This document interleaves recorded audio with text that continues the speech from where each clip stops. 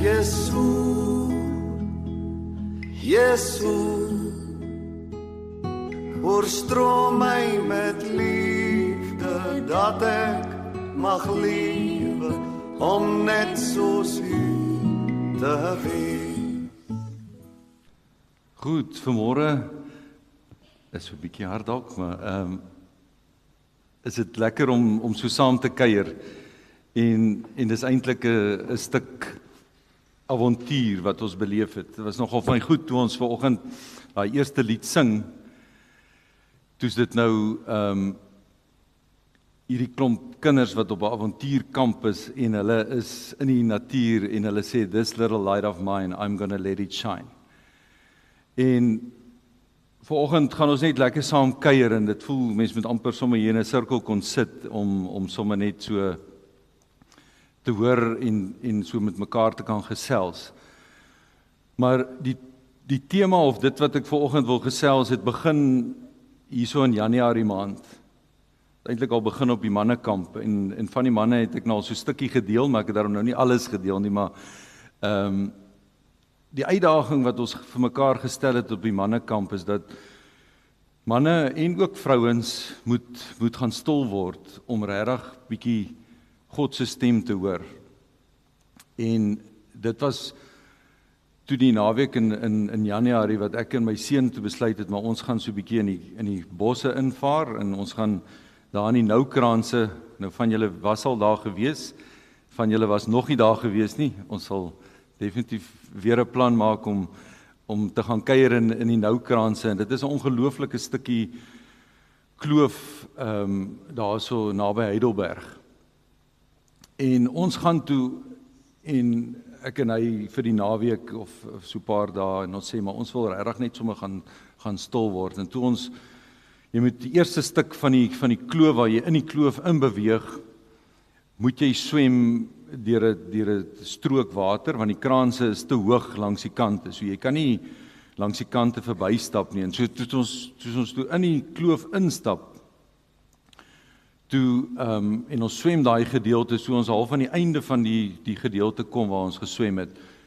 Toe kom daar 'n arend uit die kante uit van die kraans. Hy moes gesit het eers waar ons hom nie gesien het nie, maar toe kom hy uit en hy gaan sit so end weg op 'n klip voor ons.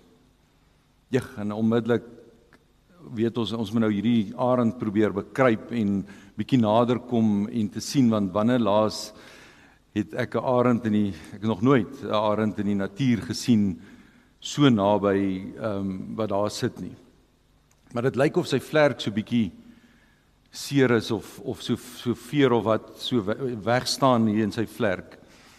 En of hy op die klip sit en hom so self strek en ek en Daniel gooi ons rugsakke af en nou seil ons in die water so tussen die rotse deur en kyk hoe naby ons aan hierdie arend kan kom. Nou die arend is seker so 750 mm hoog omtrent gewees, so dis 'n redelike groot voël en ek meen mens besef, dit is 'n ongelooflike iets om te aanskou en ons kom toe op die ouens so 6-7 meter van daai arend af. Jy kan sy kloue sien, jy kan sy oë sien en ons kyk so vir hom en die volgende oomblik toe klap hy net sy vlerke en daar vlieg hy so laag uit die kloof uit. En onmiddellik weet ek maar die Here wil iets met ons deel en met myself ook deel van 'n arend. En vanoggend se stuk gaan oor 'n bekende gedeelte wat ons almal ken en al dalk hoeveel keer dalk al gelees het. Maar ons gaan so 'n bietjie nader kyk na dit en dit is die gedeelte van Jesaja 40 wat sê die wat op die Here wag kry nuwe krag. Hulle vaar op met vleuels soos die arende. En dan ek gaan dit gou vir ons lees, so ek wil hê julle moet sommer saam met my kyk. Jesaja 40 vanaf vers 26 of 25. So Jesaja skryf hierso en die vraag wat eers gevra word, met wie wil julle my vergelyk? Dis die Here wat vir hulle vra. Met wie wil julle my vergelyk? Sodat ek soos julle sal wees, vra die Heilige. kyk boontoe en sien. Kyk boontoe en sien, wie het hierdie dinge geskep? Dit is hy wat die hemelse leer een vir een uitlei.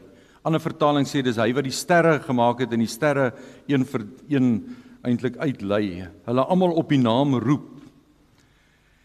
Deur die toedoen van hom wat groot vermoëns en geweldige krag het, ontbreek nie een nie. Waarom sê jy dan Jakob en verweer jy Israel? My lewenspad is verborge vir die Here. My reg gaan by my God verby. Weet julle dit nie? Het julle dit nie gehoor nie? 'n Ewige God is die Here, skepper van die eindes van die aarde. Hy word nie moeg nie, hy raak nie afgemat nie, ondeurgrondelik is sy insig. Dit is hy wat vermoeides krag gee, wat lewenskrag vermeerder vir die wat geen vermoëns het nie. Jong seuns word moeg en raak afgemat. Jong manne struikel en val, maar wie op die Here wag, herwin hulle krag. Hulle kry nuwe vere of hulle sweef soos 'n arend. Hulle hardloop, maar raak nie afgemat nie. Hulle loop en word nie moeg nie. So ons almal ken hierdie gedeelte so goed, veral daai laaste vers wat sê die wat op die Here wag, kry nuwe krag. Hulle vaar op met vleuels soos die arende. Hulle hardloop en word nie moeg nie. Hulle wandel en word nie mat nie. So ons gaan so 'n bietjie nader hierdie gedeelte na kyk en kyk of ons iets prakties daaruit kan kry vir ons eie lewens om te sê, Here, maar hoe wag ek op U? Wat is die proses wat dit is en dit begin vir my was dit die begin met hierdie arend. Nou as ons net vinnig kyk na Jesaja, hoekom Jesaja hierdie stuk geskryf het. As ons na die boek van Jesaja kyk, dan weet ons almal dis een van die bekendste of eintlik die grootste profeet wat daar was. En Jesaja beteken God red. God is die een wat red. So Jesaja se naam het vir jou gesê en dit is eintlik maar ook Yeshua of Jesus is ook dan nou en Joshua is alles eintlik stamwoorde wat nou is want God red.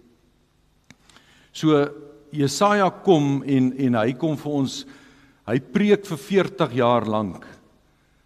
Sê hy vir die volk Israel, julle moet julle bekeer, God is heilig.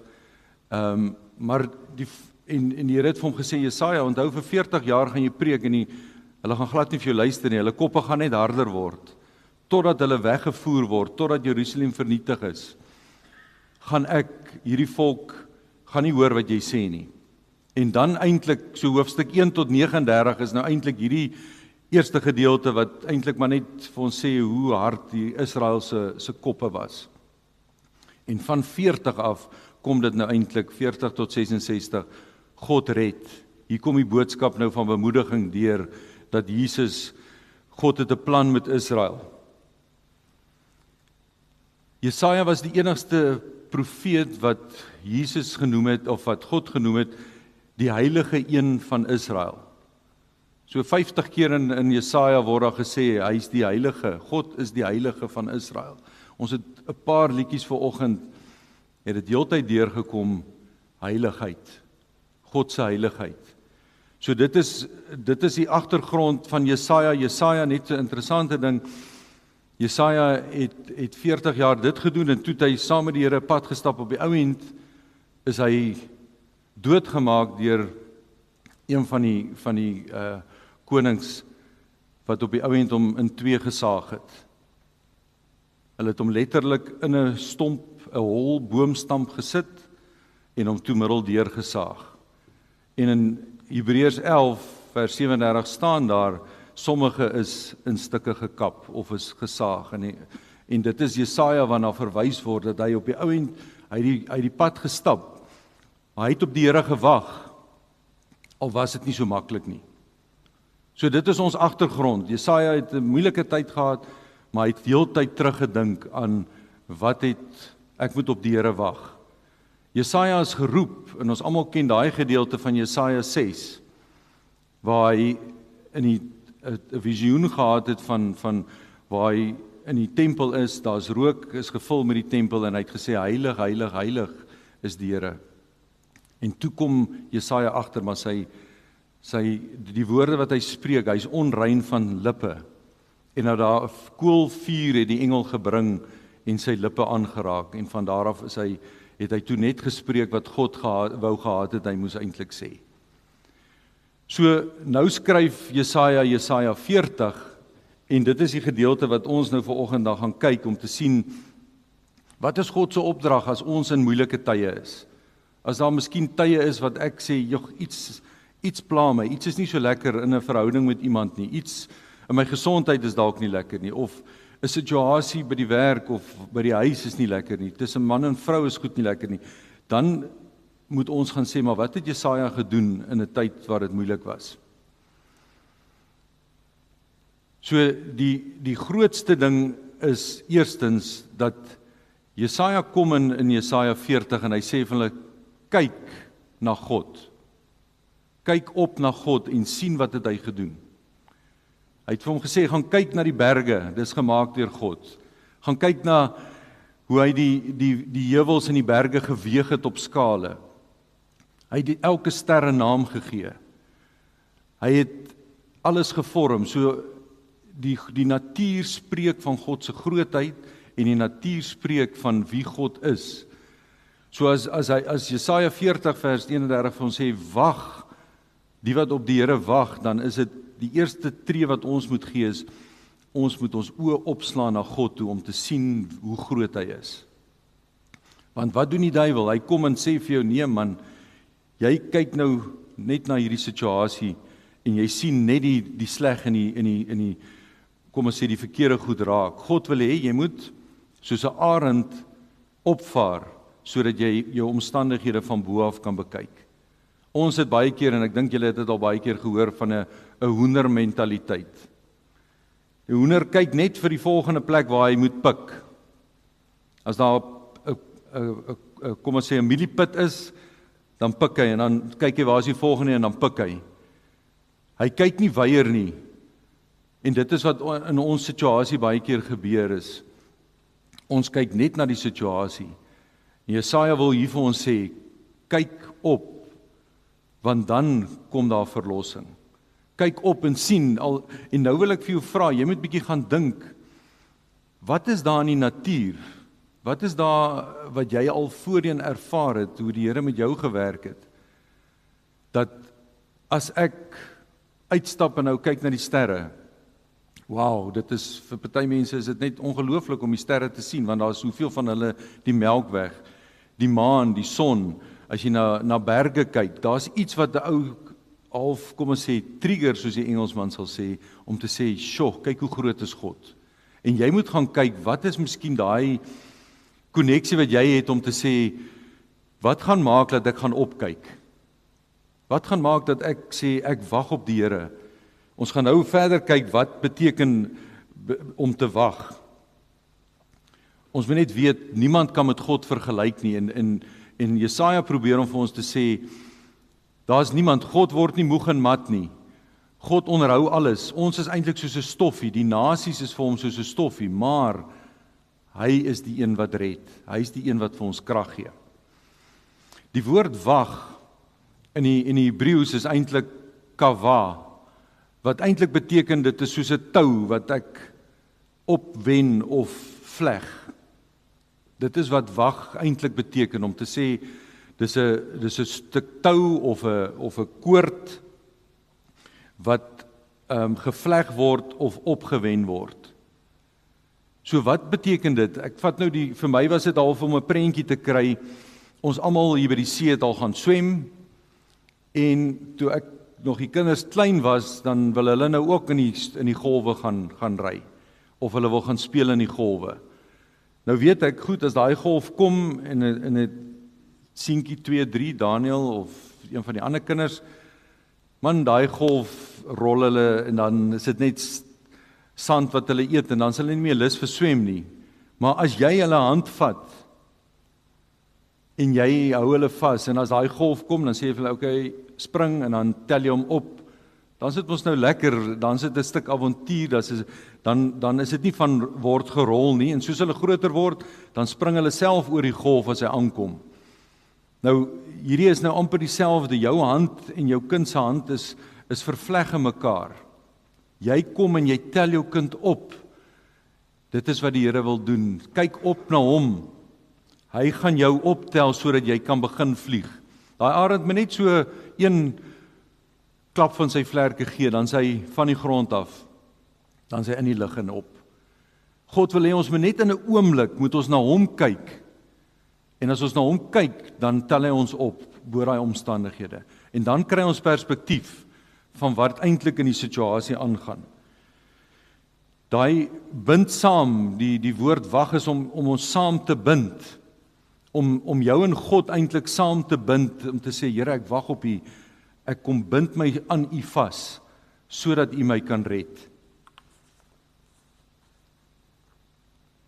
Oswald Chambers het geskryf en gesê, God gee aan 'n gelowige die vermoë om te visualiseer, om 'n prentjie te sien, om iets te kan sien, sodat hy uit homself kan beweeg in 'n verhouding met God.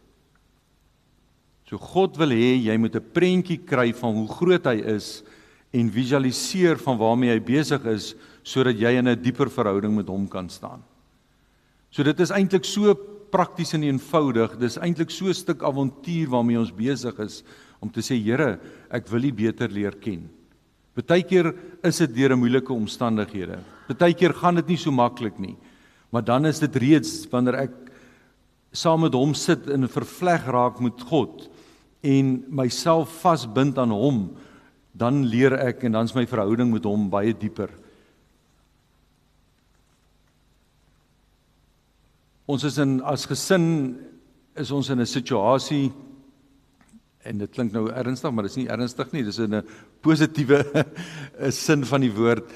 Ons oudste dogter is swanger, en ons word oupa en ouma binnekort, en hierdie woord verwag gee dan ook iets van 'n verwagting.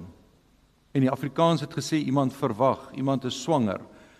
Engels, you expecting. So hierdie wag word 'n verwagting. So hier sit klomp vrouens, dames vanoggend wat al verwagtend was, wat al swanger was, wat al besef het, maar dit is 'n proses waardeur 'n ou moet gaan. Hierdie wag word 'n verwagting, die verwagting word 'n hoop dat die Here besig is om iets te doen. As jy daai klein babietjie in jou dra vir 9 maande, so ons mans het nie idee van wat dit behels nie, maar ek het so bietjie met hulle gesels en gevra, hoorie, maar wat sê julle vir my, hoekom hou 'n vrou dan aan om vir 9 maande nou maar uit te hou en aan te hou? Al is sy naar, al is daar soeibrand, al is dit ongemaklik, al kan sy nie doen wat sy gewoonlik gedoen het nie, al is sy moeg, maar sy weet sy moet daardeur gaan. Dis nie iets wat kan halfpad ophou nie, want dan is die kind doodgebore, dan is dit nie 'n kind wat volmaak geskep is nie. So die proses van verwag is 9 maande, en dit is iets waardeur die vrou moet gaan, daar vind veranderinge plaas, maar deur dit begin sy, nadat sy 'n sonar dalk gesien het, of sy hoor die hartklop, en sy voel die skop van die voetjies, dan begin hulle besef, maar hulle kry 'n prentjie, hulle begin visualiseer, hier's 'n kind, op die sonar sien hulle gesiggie, maar hoe gaan hierdie kind lyk, hoe gaan hierdie seun lyk, hoe gaan hierdie dogter lyk, so daar's 'n verwagting, daar's 'n hoop, iets gaan gebeur, iets baie groter, en hierdie hele 9 maande is 'n voorbereidingsproses. So kom die Here nou, en hy kom sê vir ons vanoggend uit Jesaja uit, jy moet wag op my, kyk op, dan gaan jy my grootheid sien, dan gaan jy begin 'n verwagting kry waarmee ek besig is in jou situasie. Jy weet dalk wat is jou situasie vanoggend, jy weet dalk is daar nie eers miskien dit lyk dalk donker, daar's dalk nie 'n antwoord nie. Die situasie in die wêreld, dieselpryse, ekonomie, wat ook al dit is, weet net, God is ons hoop. Hy is ons krag wat vir ons deur hierdie proses vat. maar hy wil hê jy moet opkyk, jy moet 'n verwagting begin hê en dan sê hy jy gaan hardloop en jy gaan nie moeg word nie en jy gaan loop en jy gaan nie afgemat word nie. Kom ons kyk verder. Om net gou terug te gaan om te sê God is dan in hierdie beeld eintlik die arend, maar hy wil hê ons moet ook soos arende word. 'n Arend het ongelooflik krag. Ek meen hy vaar op, in 'n storm vlieg hy in en dan gebruik hy die strome van daai storm om bo die storm uit te beweeg. God wil jou omstandighede gebruik om bo dit uit te kom. Maar ons moet hom toelaat. Ons moet toelaat dat hy ons van sit wagtend is nie net 'n passiewe aksie nie. Dis 'n werkwoord. Ek moet soek, ek moet na God toe gaan. Ek moet opkyk na hom. So die arend gee vir ons daai voorbeeld van 'n ongelooflike sterk roofvoël. Hy kan afpyl op sy prooi teen 'n paar 100 km/h. Dis meer as 100, so dis hier by die 200 van hulle is selfs vinniger, jou valke en so aan. Maar die arend pyl af en hy kan afgaan en hy kan sy prooi vang en hy kan onmiddellik weer omdraai en hy vlieg weer op. Dis wat God ook in ons lewens kan doen. Hy kan in 'n oomblik kan hy genesing bring. In 'n oomblik kan hy 'n wonderwerk doen en goed kan verander. Maar dit gaan oor sy tydsberekening.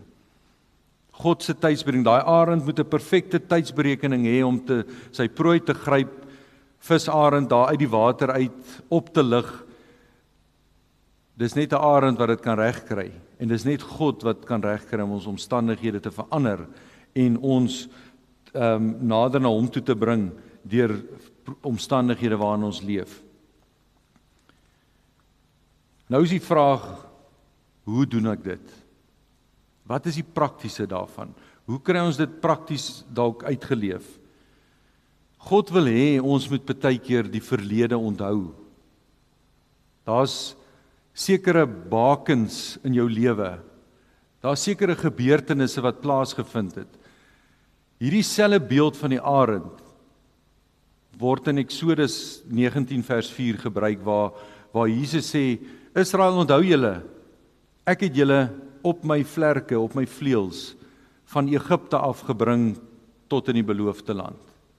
Soos 'n arend het ek julle daar gaan uithaal en teruggebring. Onthou dit.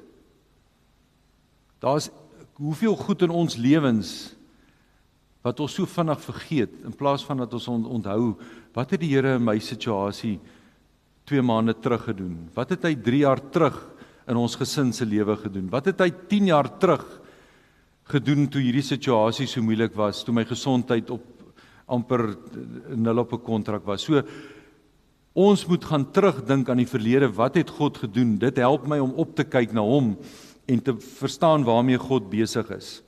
Maar dit gebeur alles in God se krag. So die verlede is nie om die lelike nie van die verlede te onthou, die sleg nie, is om daai goeie te onthou wat God my mee gehelp het. En dit is wat Dawid ook gedoen het.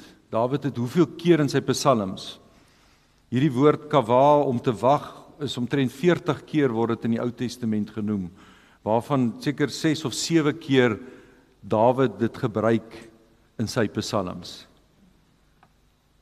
Ek lees gou vir ons net Psalm 103, want dit is een van daai psalms wat Dawid vir ons kom sê, hoor hierso, dis 'n manier hoe ek opkyk. Ek moet eerstens die Here loof. Ek moet vir hom prys.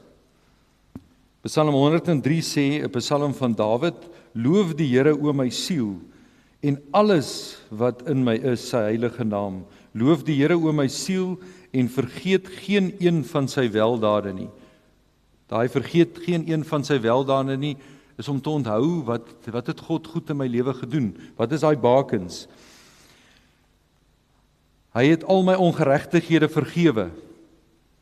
Hy het al my krankhede genees. Wat jou lewe verlos van die verderf, wat jou kroon met goedertierenheid en barmhartighede, wat jou siel versadig met die goeie, sodat jou krag weer nuut word soos die van 'n arend. Daar word die beeld weer van 'n arend gebruik. Jou krag word nuut soos 'n arend. Hoe het Dawid se krag nuut geword? Hy het die Here geloof. Hy het die Here dankie gesê dat hy hom verlos het van sy sondes. Ook met Batseba, sy moord wat hy gepleeg het. Al die ander dinge wat hy verkeerd gedoen het. Hy het vir die Here dankie gesê vir sy genesing, vir sy dat God se geregtigheid so groot is. So dit is wat ons moet doen. Dawid wys vir ons dit. Daar's Romeine, Paulus het dit ook gedoen. Paulus het in Romeine 11 vers 33 sê hy, en ons het vanoggend dit gesing, die tweede gedeelte, o diepte van die rykdom en wysheid en kennis van God, hoe ondeurgrondelik is sy oordeele en onnaspeurlik sy weë, want uit hom en deur hom en tot hom is alle dinge. Daar's al ons antwoorde. As ons op die Here wag, is hy die een wat die antwoord het. Uit hom en deur hom en tot hom is alle dinge. Ons kan nie sy weë naspeur nie, maar ons weet hy is die God wat dit vir ons wat dit kan doen en wat dit moontlik maak. So die hardloopgedeelte, so ons het nou die waggedeelte, ons het gesê dit word 'n verwagting, dis 'n hoop. Dan as ons opvaar met vleuels, dan is dit ons hardloop en ons word nie moeg nie. Hardloop is wanneer ek na God se woord toe gaan. Ek hardloop na sy woord toe. Ek vat sy woord en ek lees dit. Ek vat sy woord en sê, Here, maar U sê vir my hierdie ding. Ek leer hierdie ding uit God se woord. Dan is dit asof ek hardloop in die geloof, hardloop na die oplossing toe. Want die antwoorde is hierso. Dis wat ons nou net gelees het van Paulus. Uit U en deur U en tot U is alle dinge. Hoe onnaspeurlik is U weë? U ken alles, U weet elke ding. So ons moet op die ou end weet dat die volgende tree is, ons kan hardloop. Ons kan sweef soos 'n arend, maar ons kan hardloop en nie moeg word nie. En dan die laaste ene wat hy noem is, ons kan loop en nie afgemat word nie. Nou loop is die ander vertaling van dit is ons wandel, om te stap en te wandel. En dit is 'n teken van ons karakter. Dis te sê, hoe hanteer ek dalk dit? Jesus het in Johannes 1 het hy gestap langs die Jordaanrivier. En toe Johannes die doper vir hom gesê, hy het na hom gekyk hoe hy loop. En in sy loop het hy net gesê, daar is die lam van God wat die sondes van die wêreld kom wegneem het. As ons toepas wat ons hierso vanoggend hoor, dan beteken dit mense gaan kyk na ons, hoe ons loop in hierdie wandelgang saam met Jesus. Hulle gaan sê, maar kyk hoe hanteer daai persoon die krisis. Loop beteken dis 'n daaglikse, dis nie iets wat net kits en nou is dit verby nie. Dit is 'n daaglikse wandel met die Here, om God te leer ken, om hom te ontdek. En soos ons hom ontdek, word ons probleme kleiner. Dan, dit is deel van daai wag, is om te weet, maar ek kan hardloop na sy woord toe. Ek kan loop saam met Jesus, ek kan saam met God wandel en hom beter leer ken op hierdie lewensreis, op hierdie avontuur. So dit is eintlik die drie W's is om te wag op die Here, sodat hy ons kan oplig. Wag beteken, ek kyk op. Ek kyk nie af na die omstandighede nie, ek kyk op, sodat ek soos 'n arend kan sweef. Dis die eerste wag, die eerste W. Die tweede W is, ek moet hardloop na sy woord toe. Sy woord is wat maak dat ek hardloop en nie moeg word nie. Die derde ene is, ek moet wandel saam met God. Elke dag moet ek saam met hom loop. Ek moet sê, Here, ek wil U karakter in my lewe hê. Ek wil U, wie U is, moet deel van my lewe wees. Nie wat ek dink nie. En soos wat ek vervleg word met God, soos wat hierdie wag al hoe meer intens word saam met die Here, so ontdek ek hom al hoe meer, So word my probleme en my situasie opgelos, want dis deur God se krag wat dit plaasvind. As ons kyk laastens na Jeremia, dis 'n bekende skrifgedeelte, klaagliedere van Jeremia 3, dis ook 'n bekende vers 24 sê, die Here is my deel. Die Here is my deel, sê my siel. Daarom sal ek op hom hoop. Net soos wat Oswald Chambers gesê het, ons moet 'n prentjie kan kry. Jy moet begin by daai prentjie van iets wat daai grootheid van God in jou lewe, die sterre, die maan, die sonsopkoms, die sonsondergang, die berge, die watervalle, wat ook al die geval is, dit moet vir my sê, my siel, dis hoe groot God is. Kyk op na hom. Goed is die Here vir die wat op hom hoop, vir die siel wat hom soek.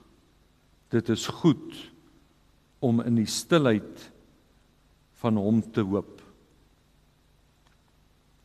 Kom ons sluit ons oë.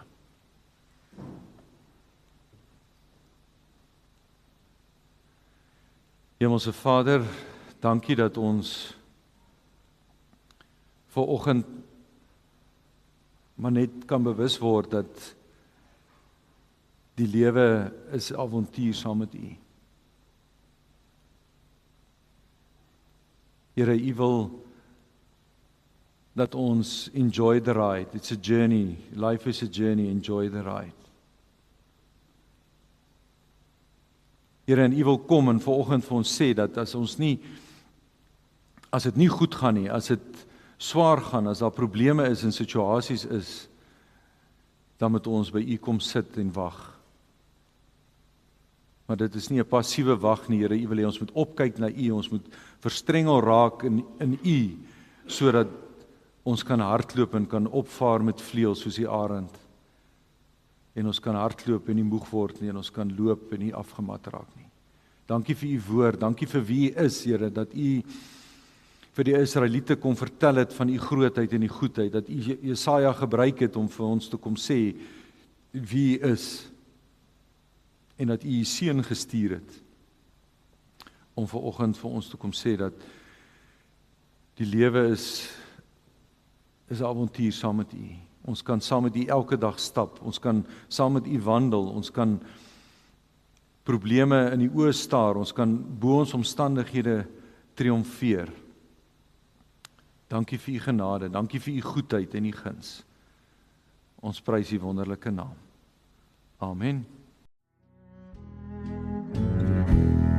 Jesús, Jesús, oorstroom my met liefde, dat ek mag lewe, om net soos U te wees.